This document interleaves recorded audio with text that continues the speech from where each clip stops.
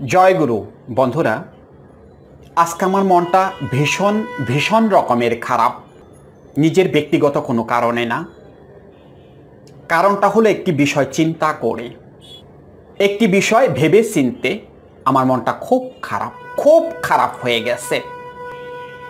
সেই কষ্টের কথাটা, সেই বুকের যন্ত্রণাটা আপনাদের কাছে প্রকাশ করার জন্য আমি আসছি।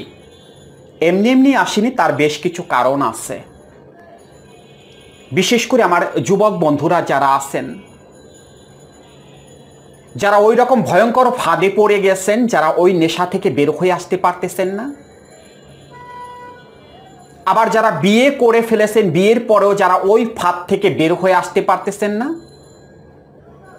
আজকে তাদের জন্য এই ভিডিওটি খুবই গুরুত্বপূর্ণ একটি ভিডিও হতে যাচ্ছে। আপনাদের কাছে অনুরোধ করতেছি, ভিডিওটি স্কিপ করবেন না। যদি ভালো লাগে ভিডিওটা সম্পূর্ণ দেখুন, কাজে লাগবে, আপনাদের কাজে লাগবে। আমি কথা দিতেছি আজকের ভিডিওটা আপনাদের কাজে লাগবে। এমনও হতে পারে আজকের ভিডিওটা আপনার জীবনটাকে বদলে দিতে পারে। তাই একটু কষ্ট করে ভিডিওটি দেখতে থাকুন। ঢাকাতে যে এরিয়াতে আমরা থাকি, যেখানে আমার বাসা, যেখানে আমার মহল্লা, সেই মহল্লা বা বাসার পাশের একটি ঘটনা আপনাদের কাছে শেয়ার করার জন্য আসছি। মন থেকে খুবই কষ্ট নিয়েই আসছি এই ঘটনাটা শেয়ার করার জন্য। আমি করতে চেয়েছিলাম না, কিন্তু বিষয়টা আমাকে ভাবিয়ে তুলতেছিল, সেই জন্য আসছি বিষয়টা শেয়ার করার জন্য। পাশাপাশি বিল্ডিং, অর্থাৎ আমরা যে এরিয়াতে থাকি পাশাপাশি বিল্ডিংয়ের কথা বলতেছি। আমাদের বিল্ডিংটা, অর্থাৎ আমরা যে বিল্ডিংয়ে থাকি সেই বিল্ডিংটা 4 তলা, আর যে বিল্ডিংয়ের কথাটা বলতেছি সেই বিল্ডিংটা 3 তলা। গত কয়েকদিন ধরে আমি একটি ঘটনা লক্ষ্য করতেছিলাম। এক ভদ্রলোক, অর্থাৎ আমার পাশের বিল্ডিংয়ের এক ভদ্রলোক, তিনি ছাদে আসতেছেন। এর আগে কখনো তাকে আমি ছাদে আসতে দেখিনি, কিন্তু কয়েকটা দিন ধরে আমি দেখতেছি সে অ্যান্ড্রয়েড মোবাইলটা হাতে নিয়ে ছাদে আসে, তাদের বিল্ডিংয়ের ছাদে আসে। ছাদে এসে অনেকক্ষণ যাবৎ অ্যান্ড্রয়েড মোবাইলটা দেখতে থাকে। কি দেখে সেটা তো আমি বুঝতে পারতেছি না, দেখতে থাকে। আমি আবার এই ঘটনাটা প্রতিদিনই জানালা দিয়ে দেখি। আমি দেখি যে ওই ভদ্রলোক ছাদে আসতেছে এবং একটা নির্দিষ্ট টাইম আছে, সেই টাইমে ছাদে আসে। বিকেল 4টা থেকে 5টার মধ্যে, এই সময়টায় উনি ছাদে আসে। আমাদের আশেপাশে কিন্তু খুব একটা বিল্ডিং নেই, সেই জন্য উনি যে ছাদে আসে সেটা মোটামুটি রিল্যাক্স, কোনো গ্যাঞ্জাম নেই, কোনো ঝামেলা নেই, কোনো কিছু নেই, মোটামুটি একটা নিরাপদ এরিয়া। তো এই ঘটনাটা আমি কয়েকদিন ধরেই দেখতেছি। উনি এসে একটা প্লাস্টিকের চেয়ার আছে, সেই চেয়ারটায় বসে আর ওই হাতে মোবাইলটা নিয়ে দেখতে থাকে। আমি লক্ষ্য করি উনি কী করে। একা একা হাসে, একা একা খিলখিল করে হাসে, আবার ভিডিও দেখে। ভাবি যে যাক, মজার কোনো কিছু দেখতেছে। বয়স্ক একজন মানুষ, বয়স কত হবে, 50 থেকে 55 এরকম বয়সের একজন মানুষ, নিখাত ভদ্রলোক। আমার পাশের বিল্ডিংয়ে তার সাথে আমার সচরাচর কথা হয় না, কিন্তু আমি বাহিরে যখন তাকে দেখি তখন আমি বুঝতে পারি নিখাত একজন ভদ্রলোক। খুবই কম কথা বলে, কারোর সাথে খুব বেশি কথা বলে না। স্বাস্থ্যমাস্ত মাশাল্লাহ, সেই রকম চেহারা। 50-55 বছর বয়স হয়ে গেছে, তারপরে তাকে দেখলে বোঝা যাবে না যে তার বয়স 50-55 বছর হয়ে গেছে। এমন একজন ভদ্রলোক। আমি একটু আগেই কথাটি বলছি, নিখাত একজন ভদ্রলোক। কোনো ঝামেলাই নেই, আজ পর্যন্ত আমি কখনো শুনিনি উনি কারোর সাথে ঝামেলা করছে। আমি ওনাকে চায়ের দোকানে পর্যন্ত বসতে দেখিনি। সেই ভদ্রলোককে আমি দেখতাম সকালে যখন বাজারে যেত, ওনার কাছে একটা ছোট মোবাইল আছে, অর্থাৎ ওই যে বাটন মোবাইল আছে। আমি দেখি উনি একদিন কথা বলতে বলতে যাচ্ছে। সেই ভদ্রলোকই কয়েকদিন ধরে এই কাজটা করতেছে। ভাবলাম ভালোই হয়েছে, এই বয়সে একজন মানুষের রিল্যাক্স থাকার দরকার। ঠিকই আছে, উনি যেটা করতেছে ঠিকই আছে, দেখুক না, একটু সময় কাটাক না, সমস্যাটা কি। কিন্তু গতকালকে একটি ঘটনা আমি দেখে ফেললাম। এতদিন কিন্তু দেখছি উনি হাসে, মোবাইল দেখে আর হাসে, একা একা হাসে। কিন্তু গতকালকে একটি ঘটনা আমি লক্ষ্য করলাম। হঠাৎ করে বিষয়টা আমার চোখে পড়ে গেল। গতকাল অনেকক্ষণ পর্যন্ত উনি ছাদে ছিলেন, এমনিতে 1 ঘন্টার মতো থেকে উনি চলে যায়। কিন্তু গতকালকে আমি দেখলাম সন্ধ্যার আগে উনি যাচ্ছে না। আমি জানালা দিয়ে, অর্থাৎ আমার বাসার জানালা দিয়ে যখন আমি দেখলাম যে উনি এখনও ছাদে আছে এবং খুব মুগ্ধ হয়ে স্ক্রিনের দিকে, মোবাইলের স্ক্রিনের দিকে তাকিয়ে আছে। আর ওই সময়টায় ওনার একটা হাত, বাম হাতটা, আর কিছু বলবো না, একটা জায়গায় চলে গেছে এবং কিছু একটা হচ্ছে, আমি দূর থেকে বুঝতে পারতেছি। একটা কিছু উনি করতেছে, সেটা আমি বুঝতে পারতেছি। আমি হতবাক হয়ে গেছি। বিষয়টা আর একটু শিওর হওয়ার জন্য আমি তারপরও কিছুক্ষণ দাঁড়িয়ে রইলাম। হ্যাঁ, দেখলাম যেটা ভেবেছি সেটাই। শেষ করে লুঙ্গিটা ধরে উনি আস্তে করে নিচে নেমে গেল। এই ঘটনাটা আমি মেনে নিতে পারতেছিলাম না। এই ঘটনাটাই আমাকে খুব বেশি ভাবিয়ে তুলতেছিল। কেন ভাবিয়ে তুলতেছিল? বিষয়টা কেন হলো? এরকম তো হওয়ার কথা ছিল না। উনি তো নিখাত একজন ভালো মানুষ, ভদ্রলোক। সে কোন প্রয়োজনায় পড়ে এই কাজটা করে ফেলল? এটা কেন হলো? কিভাবে হলো এটা? আমি তো বিশ্বাসই করতে পারতেছিলাম না। সেই জন্যই আসলাম ঘটনাটা শেয়ার করার জন্য। ওনাকে খারাপ ভাবিনি, আমি একটু খারাপ ভাবিনি। আমি কিন্তু এখনো ওনাকে ভালো ভাবি, যথেষ্ট ভদ্রলোক। কিন্তু কেন করলো উনি এই কাজটা? এটা কি আপনারা বুঝতে পারেননি? কেন করলো উনি এই কাজটা? ওই যে বললাম না, বেশ কয়েকদিন যাবত উনি অ্যান্ড্রয়েড মোবাইলটা নিয়ে ছাদে এসে একা একা ভিডিও দেখতেছিল। সম্ভবত হঠাৎ করে ওনার মাথাটা বিগড়ে গিয়েছিল, ভুলে উনি কাজটা করে ফেলেছে। কিন্তু আসলেই কি এটা ভুলে হয়ে গেছে? উনি কি নেক্সট আর এটা করবে না? নেক্সটেও সম্ভবত করবে, কেননা ওনার ভালো লেগে গেছে। উনি এখন আস্তে আস্তে পরিবার থেকে বিচ্ছিন্ন হয়ে যাবে এবং উনি এই কাজগুলো করতে থাকবে। ওনার ভালো লেগে গেছে। তাহলে ওনাকে এই পথে আনলো কে? উনি কিভাবে এই পথে আসলো? ওই যে ওনার হাতে থাকা যে অ্যান্ড্রয়েড মোবাইলটা, ওই অ্যান্ড্রয়েড মোবাইলটা ওনাকে শেষ করে দিল, ওনার সব কিছু তছনছ করে দিল। আমার কেন জানি মনে হচ্ছে উনি ফাঁদে পড়ে যাচ্ছে। উনি এখান থেকে কবে বের হইতে পারবে সেটাও আমি জানি না। আর এই সম্পর্কে তো ওনার সাথে জীবনে আমার কোনোদিন কথা হবে না। একটু আগে কথাটা বললাম না, উনি নিখাত একজন ভদ্রলোক, সত্যি কথা একজন ভদ্রলোক। তাকে কখনো এরকম পার্সোনাল বিষয় নিয়ে আমি জিজ্ঞেসও করতে পারবো না বা জানতেও চাইতে পারবো না তার কাছে। কিন্তু আমি বুঝতে পারতেছি উনি কি ফাঁদে পড়ে গেছে। তাহলে এই যে যারা আমার যুবক বন্ধুরা আছেন, যারা এই ফাঁদে পড়ে গেছেন, তারা কেন পড়ে গেছেন?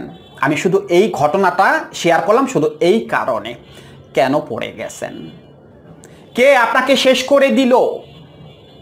একটি অ্যান্ড্রয়েড মোবাইল আপনাকে শেষ করে দিল, আপনার জীবনটাকে শেষ করে দিল।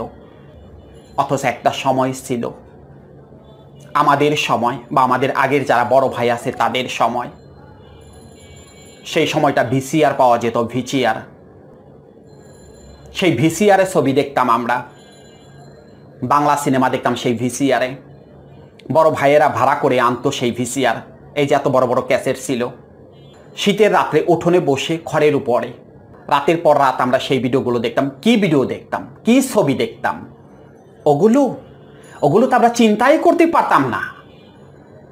আমাদের যখন বয়স 12, 13, 14, তখন তো আমরা ওগুলো চিন্তাই করতে পারতাম না, আমাদের মাথায় ছিল না ওগুলো। আমরা কি দেখতাম? বেদের মেয়ে জ্যোৎস্না, ঘর ভাঙা সংসার, চাপাডাঙ্গার বউ, সৎ ভাই, বিনি সুতার মালা।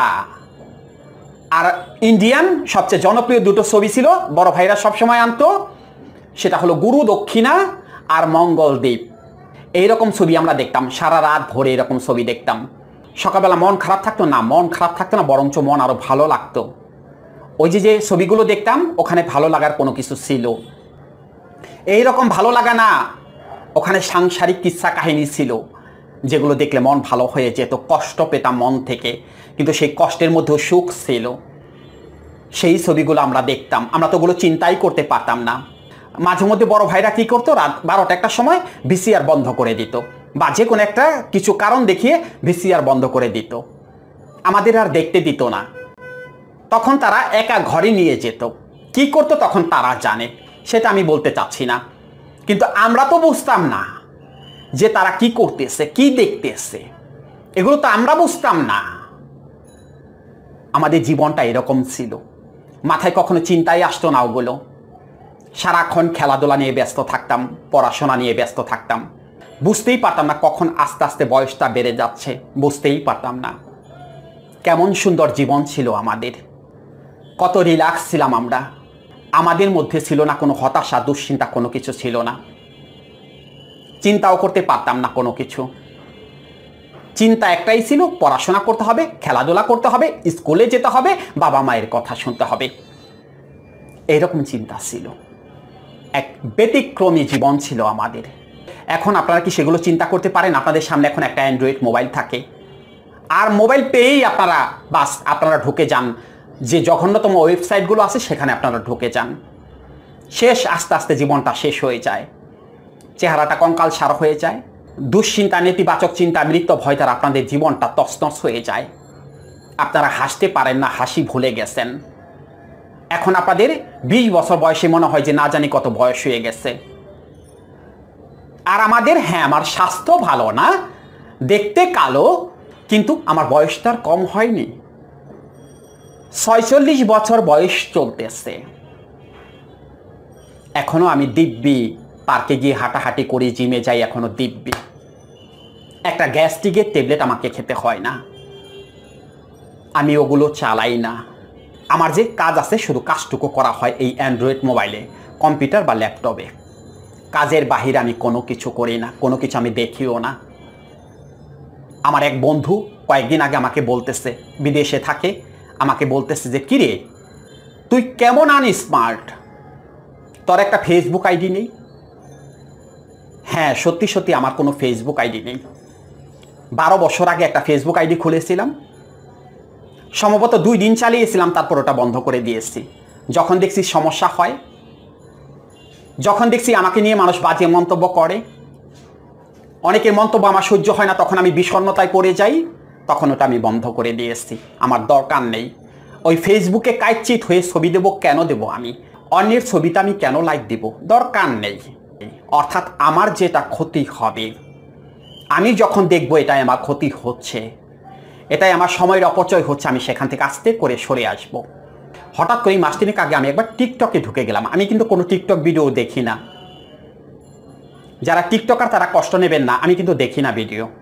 কিন্তু মাস তিনেক আগে আমি যখন দেখতেছিলাম, তখন দেখলাম কখন জানি আমার 1 ঘন্টা সময় পার হয়ে গেছে। দেখতে দেখতে 1 ঘন্টা সময় পার হয়ে গেছে, আমি হতবাক হয়ে গেলাম।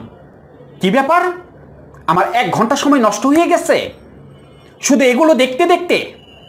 কিন্তু শুধু যে সময়ের অপচয় হয়েছে সেটা না তো, দেখে আমার মাথাটা ঝিম ধরে আসছে, আমার এখন ভালো লাগতেছে না, আমি অন্য কোনো সুন্দর চিন্তা ভাবনা করতে পারতেছি না।